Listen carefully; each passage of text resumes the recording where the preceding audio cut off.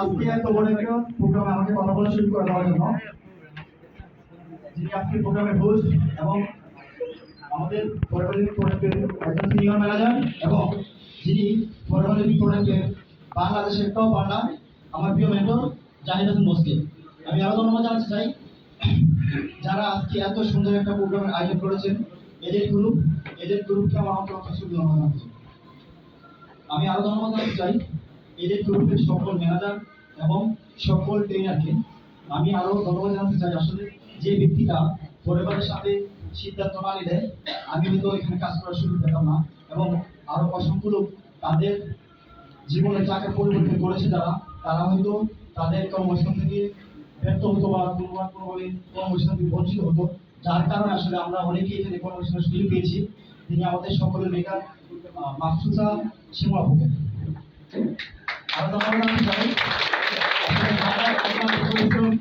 এবং যাতে সঠিক গাইডলাইনে এবং সঠিক মেন্টরশিপে কাজ করার কারণে আমি আজকে আমার এই কাঙ্ক্ষিত র্যাঙ্ক এবং আমার ড্রিম র্যাঙ্ক অ্যাচিভ করতে পেরেছি। আমার প্রিয় আপলাইন, আমার বন্ধু আলামিন ভাই এবং আমার প্রিয় ম্যানেজার রনি আহমেদ বসি। যারা আমার আসলে আমি এখানে কীভাবে আসছি, আমার এই কাঙ্ক্ষিত র্যাঙ্ক কীভাবে অ্যাচিভ করেছি এটা জানতে চাচ্ছেন। আমি আসলে তিনটা স্টেপে বিষয়টা ক্লিয়ার করবো।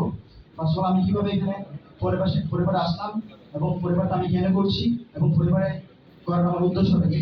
আমি আমার পরিচয় দিয়ে গেছি। আমি মোহাম্মদ মোহাম্মদ আহমেদ, আমার হোম ডিস্ট্রিক্ট ব্রাহ্মণবাড়িয়াতে। আমি প্রফেশনাল একজন স্টুডেন্ট, আমি আর্টিক এমবিএ করছি এবং আমি প্রফেশনাল একজন ইউটিউবার, একজন black belt holder master art এবং একজন ল্যান্ড সার্ভেয়ার এবং বাংলাদেশের একটি সুনাম ধন্য এবং জনপ্রিয় একটা কোম্পানির টেরিটরি ম্যানেজার হিসেবে বর্তমানে দায়িত্ব পালন করছি। এর পাশাপাশি আজকে যে প্রোগ্রাম আপনারা দেখতে আসেন পরিবার যে প্রোডাক্ট ইন্টারন্যাশনাল, এই কোম্পানির ব্র্যান্ডিও সুপারভাইজার আলহামদুলিল্লাহ। আসলে যদি অনুভূতি করে আসলে অনেক লং টাইমের দরকার, আমি সবসময় বলবো আসলে আমি অলরেডি জব করতেছি দীর্ঘ 8 বছর যাবত মার্কেটিং এ। এখানে হয়তো অনেকে মার্কেটিং এর আছে ফলো করছেন, ঠিক আছে। মার্কেটিং 8 বছর ধরে জব করতেছি। তো আমি আমার ফ্যামিলির কথা যদি বলি, আমরা ফ্যামিলির কথা কোনো ব্যাকগ্রাউন্ড ভালো সবই ঠিক আছে, বাট আমাদের ফ্যামিলিতে অনেক লোন ছিল।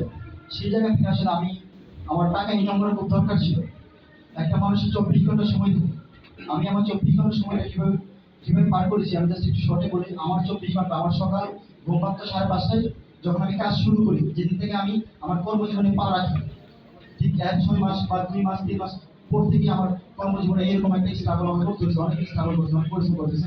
আমি যদি আমার একদিনের কথা বলি, আমার সকাল 5:30টায় ঘুম ভাঙতো, আমি 6টা বাজে এসে ড্রাইভিং শিখতাম, ঠিক 8টা বাজে আমার কোচিং করতাম, 8টা থেকে 9টা কোচিং করে 9টা বাজে আমি অফিস করতাম, ঠিক 12টা বাজে আমার ভার্সিটি ক্লাস শুরু।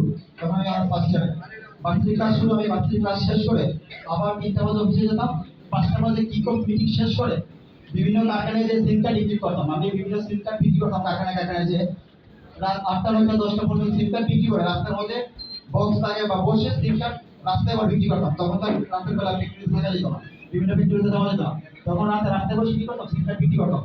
পরে বাসায় যেতে আমার ভেজে যেতে কোনোদিন 11টা, কোনোদিন 11:30, কোনোদিন 12টা। আর বাসায় গিয়ে ফ্রেশ ট্রেশ হয়ে কিছু খেতে পারতাম, মাঝে মধ্যে ক্ষুধা লাগলে খাইতাম, বাইরে কোনো সময় খাইতাম না, বাইরে থেকে সেটা খাইতাম। এভাবে দিন পার হয়ে যেত, রাতে খাওয়াটা বা হইতো না।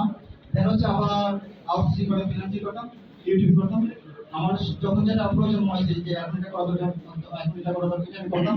দেন হচ্ছে রাতে বসে ভিডিও বানাতাম, ইউটিউবে ভিডিও বানাতাম। এই ইউটিউবে ভিডিও বানাতে বানাতে আমার দেখা যাচ্ছে 2টা-3টা বেজে যাচ্ছে। আবার দেখা যাচ্ছে ঘড়ি করে আমার প্রায় সময় ঘুমাইতেছে 3 ঘন্টা 4 ঘন্টা। এমন হয়েছে আমি চাইলেও কিন্তু 2 ঘন্টা বেশি ঘুমাইতে পারিনি, আমি চাইলেও 1 ঘন্টা বেশি ঘুমাইতে পারিনি। ঘড়ির টাইম ধরে অ্যালার্ম দিয়ে দিয়ে ঘুমাইতেছে। এটা 1 দিন 2 দিন 1 সপ্তাহ 2 মাস 3 মাস এরকম না, বছরের পর বছর এরকম ভাবে আমার স্ট্রাগলটা করতে হচ্ছে। কেন হচ্ছে এরকম ভাবে যখন স্ট্রাগল করি একটা লং টাইম আমার একটা ভালো আর্নিং আসে, বাংলাদেশের টাকা আপনার হ্যান্ডসাম ইনকাম। আমি যদি বলি আমি যখন 7 ইয়ার ফাইনাল পরীক্ষা দিই, পরে ফাইনাল পরীক্ষা দেওয়ার আগে আমি আমার অ্যাকাউন্টে 6 ডিজিট ঢুকায় তারপরে আমি ফাইনাল পরীক্ষা দিতে গেছি। সেই জায়গা থেকে আমার হিউজ, ঠিক আছে, বিশাল অ্যামাউন্টের লোন।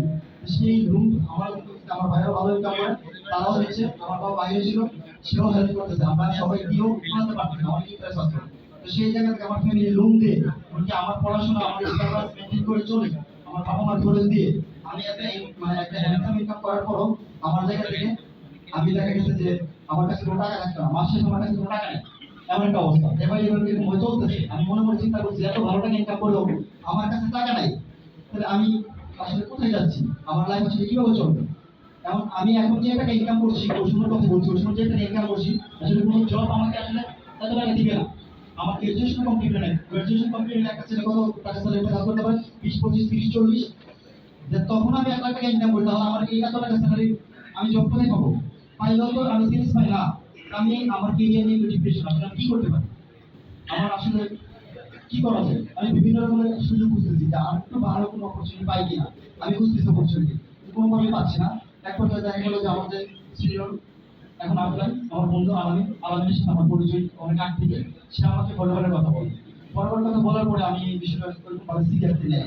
তো বেশ কয়েকদিন আমাকে বললো, আমি খুব বিষয়টা পাত্তা দিইনি। পরে একটা সময় ভাবলাম যে বন্ধুর সাথে বলতেছে যে দেখি কি অবস্থা।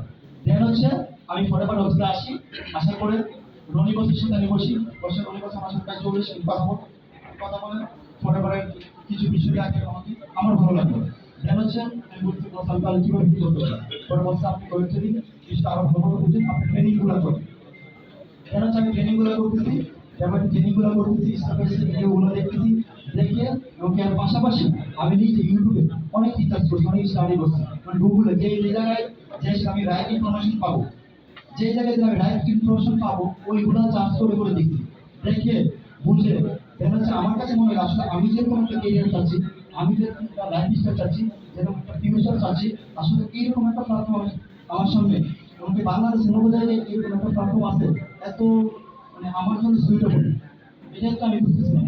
দেন হচ্ছে আমি আর ভালোভাবে বুঝে ওদের সাথে কথা বলে, আর আমার একটা জিনিস আমি খুব ভালোভাবে জানতাম, যেটা হচ্ছে আমাদের জাহিদ বলে গেছে যে আপনি বা যে কোনো একটা মানুষ যদি লাইফটাকে চেঞ্জ করতে চায় বা লাইফে যদি সাকসেস হতে চায়, তাহলে একটা রাইট প্ল্যাটফর্ম এবং একটা রাইট মেন্টরশিপ দরকার।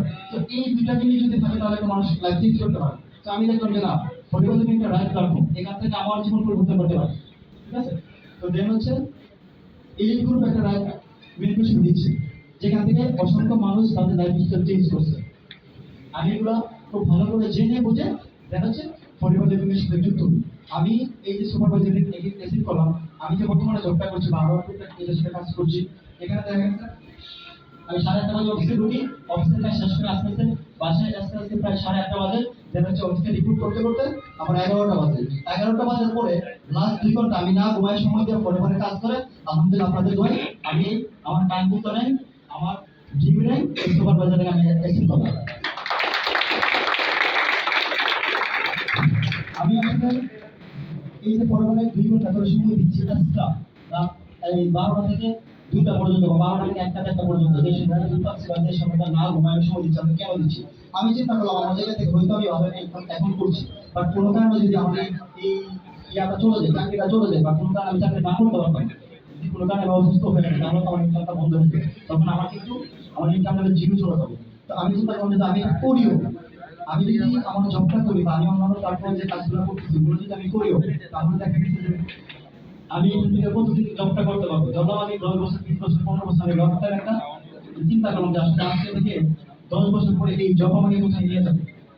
আমি যে কাজগুলো করতেছি এই প্ল্যাটফর্মগুলো আজকে থেকে 10 বছর 15 বছর পরে আমাকে কোথায় নিয়ে যাবে। আমি চিন্তা করে দেখলাম পরিবারকে যা বললাম, যা দেখলাম, পরিবারকে যা রিসার্চ করে জানলাম, বললাম, শিখলাম, আসলে এই পরিবার কোম্পানি আমার এই জবে 30 বছর যে জায়গায় নিয়ে যেতে পারবে না।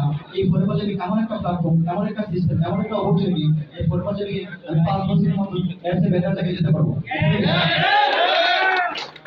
পরিবারের সাথে আসা আমার অনেক স্বপ্ন আছে, তো এই স্বপ্নগুলো আমি ভাবে ইনকাম করার পরে আমি ফিল আপ করতে পারি না। ফিল আপ কি আমি আমার নিজে ফিল আপ করতে পারি না। আমার বাবা আমার ফ্যামিলি আছে একটা লোনের টাকা যারা আছে আমার টাকা যারা লোন নাই, ঠিক আছে, সে মনে করো যে পৃথিবীতে জান্নাতে আছে, আসলে যে ফ্যামিলি আছে সে বোঝে এরকম একটা সেশনে কিন্তু আমি ছিলাম। ঠিক আছে, তা আমার ড্রিমটা ফিল করার জন্য আমি কোনো প্ল্যাটফর্ম পাচ্ছিলাম না। আমার ইচ্ছা, আমার ড্রিমটা গুলা, আমার যে স্বপ্নগুলো আছে এই স্বপ্নগুলো আমি ফটোগ্রাফি থেকেই অ্যাচিভ করবো। এমনকি এই ফটোগ্রাফারের আমাদের যে আরেকটা হচ্ছে যে বাইরের পজিশন ম্যানেজার, এই ম্যানেজার হওয়ার জন্য আমার কাছে মনে হয় বা সিনিয়ররা যে বলছে আমি শুনতে পারছি যে এই ম্যানেজার হওয়ার জন্য সুপারভাইজার র্যাঙ্কটা হচ্ছে 80% রাস্তা হচ্ছে পাস হয়ে যাওয়া। আলহামদুলিল্লাহ আপনাদের তো একটা সুপারভাইজার হয়েছে, এখান থেকে খুব দ্রুত আমার নিচে আর অসংখ্য সুপারভাইজার এই স্টেজ দাঁড় করবো এবং আমি একত্রিত আরেকটা নেই বেশি করে আপনাদের সামনে হাজির হবো। সবাই আমার জন্য দোয়া করবেন।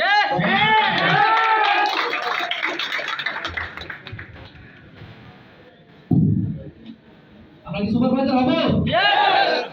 If he can be do